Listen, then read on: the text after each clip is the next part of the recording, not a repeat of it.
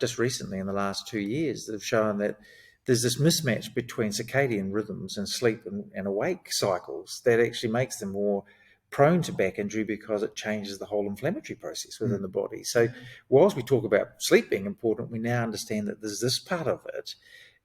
Does that mean that as an athlete, should we be training our athletes at a time of the day that's actually going to maximise or benefit that? It's interesting because this discussion makes me think very much. I'm signed up to go to the women's sport conference that I think LaTrobe's running. Yep. Through a coaching program that I'm involved in. And one of the topics, I coach a number of top female athletes, is around menstruation and what you do with that.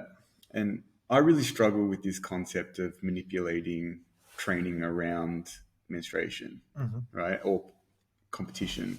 For the simple reason that you don't get to choose when the competition is. Obviously, you may want to manage maybe their symptoms or what they're doing around that. But I think it's similar to this, where a lot of athletes I hear, and even some of my athletes, they whinge particularly about the weather, right, in Melbourne. And they always complain that we've been doing a few trips to Queensland recently and they're saying, oh, it would be better if we were just here all the time.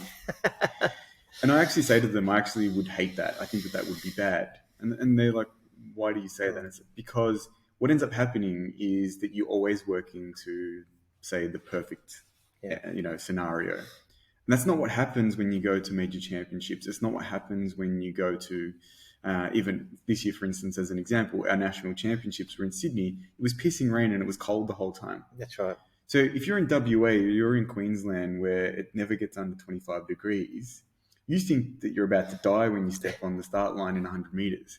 Whereas my guys, that whole week had been pissing rain here, and they were like, well, this is like 3 days ago when I was doing my last major session.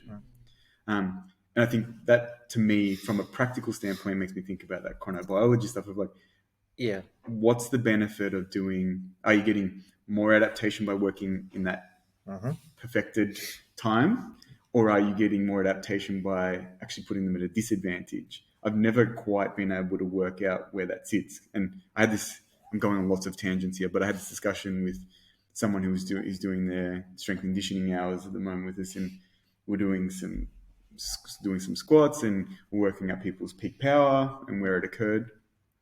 And then he said, okay, well, would you then do your training at the weight that produced the peak power?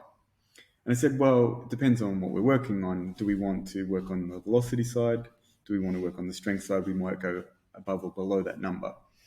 And I think the same thing with, if the prime time to train is 10 o'clock in the morning, do you always train at 10 o'clock in the morning? Because that's going to be, are you going to get more adaptation from that? Or are you going to get more adaptation from actually throwing them into disadvantaged scenarios?